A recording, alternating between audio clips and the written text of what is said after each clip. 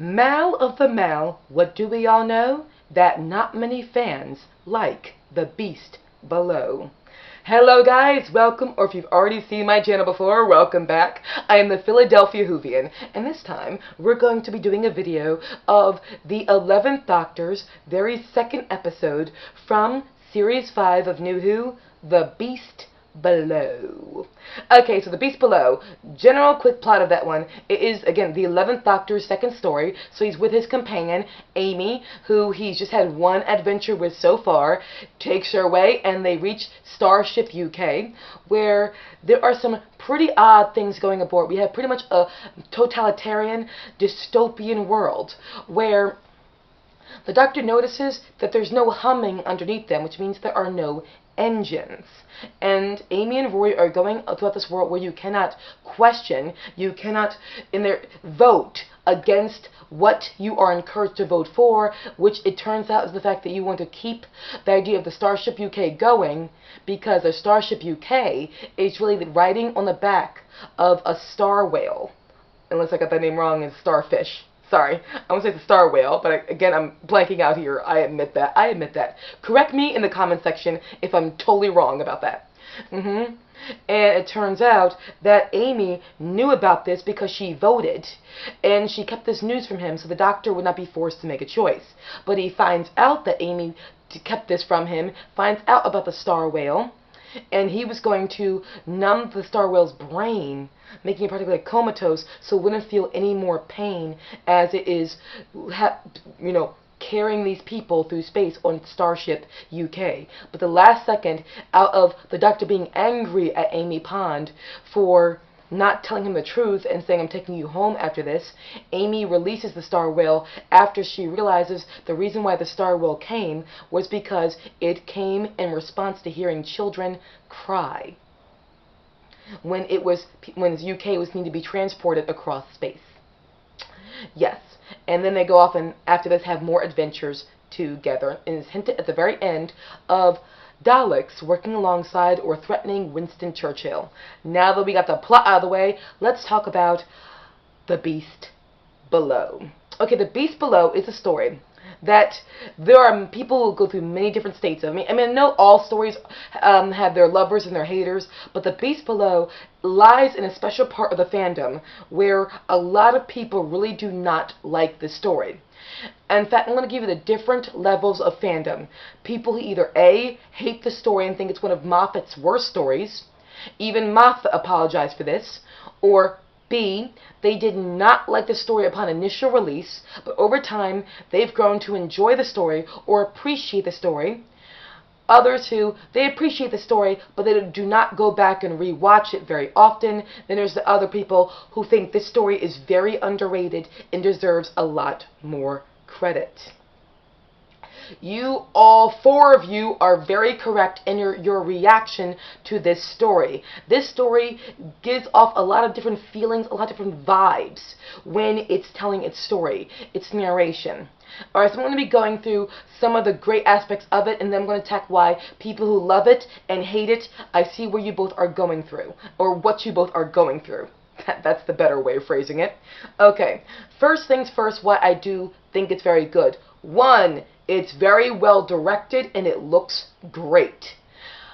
Really, The Beast Below looks very good. It's a very good looking episode. A lot of very good world building here, a lot of good direction. It just does everything it needs to do for me, for a Doctor Who story. There's the first bit. Now the second bit, why it is a very, good story to me, or another good aspect of the story. And that is the fact that it's a story, okay, there has something when it comes to writing called unity of time, unity of place, and unity of action.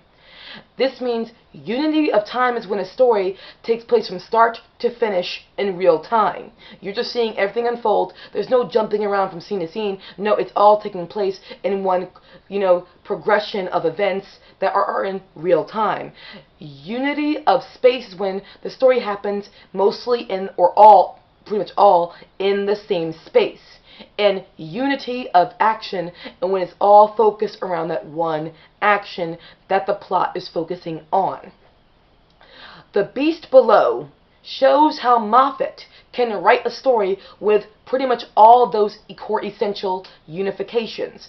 The Beast Below has pretty much unity of time, where it's kind of happening all in the same time frame, like it's not any jumping around. Unity of space, it's all mostly taking place on Starship UK. In unity of action, where it's all about the TARDIS landing in one space and then all the action revolving around just this particular situation and scenario. Now, Moffat has written stories like this before. The Beast Below, we got, the Empty Child, the Doctor Dances, which is all at that particular time. Even The Girl in the Fireplace technically takes place on Madame La Pompadour, the ship. And then we have also his other two-parters, Silence in the Library. Silence in the Library, again, takes place in one location. Moffat is oftentimes known and sometimes ridiculed for being timey-wimey and bouncing everywhere all around the place. He uses the TARDIS to go in all these different spots and just go completely zany. I'm not against him for writing these stories. I think some of those stories are perfectly good or great. But The Beast Below shows, again, with his stories previously before this, even The 11th Hour kind of had unity of space and action. And then The Time of the Angels, Flesh and Stone, had mostly unity of time, space, and action as well. Except for the time where they're in the museum and then they save River Song, but most of it takes place in one location, the caves. How Moffat can write stories where the TARDIS lands and its unity of space, time, or action. That's what I like about The Beast Below. It shows that Moffat can write these types of stories. So there's that. Now also, with The Beast Below, the actors all did a very good job, with their performances. And Moffat did write, in all essentials, a tight script. He really did. Okay, now for why people who love it and people who hate it. You both are right in the regard. Because now I'm going to get into the concept of the story. What you have is technically a totalitarian story, which you can almost say falls under the headlines of dystopian, but again mostly totalitarian, which dystopian stories have those elements. One, with totalitarian stories, where you have the people who are pretty much suppressed under the living a lie or their living secrets. They have a certain regime who will attack them and persecute them and then therefore drop them or deliver them to the star whale for disagreeing with them. Something about stories like that. Okay, when you people who are watching it who hated it, did you get this feeling of you're watching a story where everything falls into place, but for some reason something doesn't feel right? Like when you're watching it, something feels off, very off, and that's why you have a hard time liking it. You can't explain what that off feeling is. Would you believe it? That means the story did its job. With totalitarian stories or dystopian stories, something is supposed to feel off.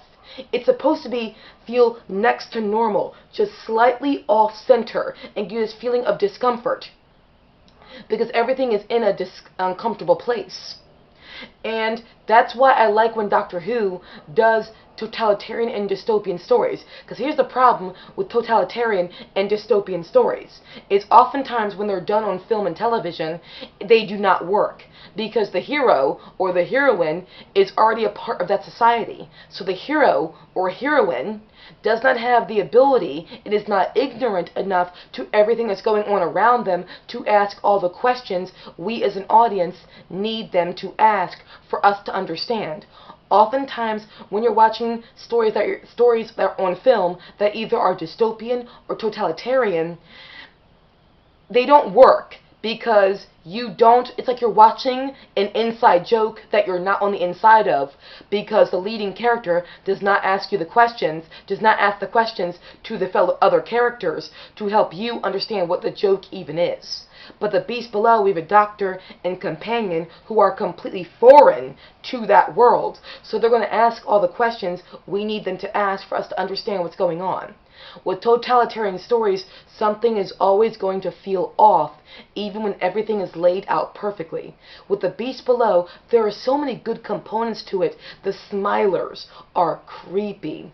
And the idea of Liz Shaw walking around with not Liz Shaw, sorry, Liz 10. Ooh, slip there. Liz 10 walking around with a mask on her face. And we find out that her body clock has been slowed down, so she's actually a lot older than you think she is. And the idea of the whole time Starship UK was riding on the back of a star whale. All these things are really good elements. And the idea of the Doctor walking around and sensing, wait a minute, there's no humming, there's no engines. Showing how astute and attentive he really is, showing the detective side of the Doctor. That is all good storytelling, but when it comes together, you still feel an awkwardness. You don't know what it is. Something underneath is making you uncomfortable. That is a totalitarian story. That's why you feel uncomfortable and why it's never going to be your favorite story, even if you realize it's a good story. It's because something is always going to feel very off because it's supposed to be. It's like with Paradise Towers from the Seventh Doctor's era, a story written by Stephen Wyatt or Stephen Wyatt that I absolutely love, because you're having the Doctor and companion go into this dystopian world where everything is completely madness and chaos, and they ask the questions we need to ask. We need them to ask so we understand what's going on. A lot of people do not like Paradise Towers, but it's a special place in my heart, and I think The Beast Below does the same thing. There's that. And other people do not like it because of when the Doctor says to Amy, after this is all over, I'm sending you home. And then he freaks out and says, no one human has anything to say to me. What I like about that moment, sorry for repeating myself for those who have seen my videos before, what I do like about that moment is it shows that the Doctor is not going to allow himself to be led around. He says to Amy, you don't decide what I choose. I do. Again, this is the Doctor. It's showing how different this incarnation is from his previous incarnations. This is the Doctor saying at the end of the day, no, I decide what I believe, what I will do, and who I am. The Doctor taking back his own life and not being led around by others, but leading himself around or choosing to not apologize. This is not the Doctor who's going to walk around saying, I am so sorry, I am so sorry. No, this is the Doctor who's going to say, this is me. This is who I am. Take me or leave me, but don't ever order my life. Don't ever think you can control me. You can alter how I think. I choose what I believe. I choose what I do. I am the Doctor taking back my life and taking it by the horns and just going for it. So that's what I think about that particular moment. So some people think that moment's not earned yet because it's the very second story we have with them, so we're not going to feel the gravitas of that moment. But I don't think it's about feeling the gravitas between Doctor and companion, but seeing the difference between this Doctor and the previous Doctors we've seen of New Who. That's just my thought about it. But again, with The Beast Below, it makes sense why people who love it makes sense why you do. But it's the same reasons why you guys love it is the same reason why it makes sense that people don't like it. Because it's a story where things just feel off. But once you get to those people who love it, when they acknowledge and realize, oh, things are supposed to feel off.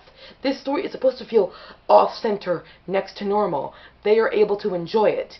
But that's the same reason why those people do not like it. It makes sense why you do not like it. And why you think, oh, it just feels off. Even though you can't explain why. So, I'm probably forgetting other reasons why people who hate the story, why they have a right to hate it versus those who love it, why they have a right to love it. I'm just covering some basic ideas or theories about why this is one of the most hated genius stories out there. Again, that's just me. Again, subjective review, not objective. Nothing I'm saying is fact. It's just theories. Thank you guys so very much. What do you think about The Beast Below? Do you love it? Do you hate it? Do you see the goodness in it, but you just don't go back and rewatch it very often? Perfectly understandable. All of those mindsets and viewpoints, perfectly understandable.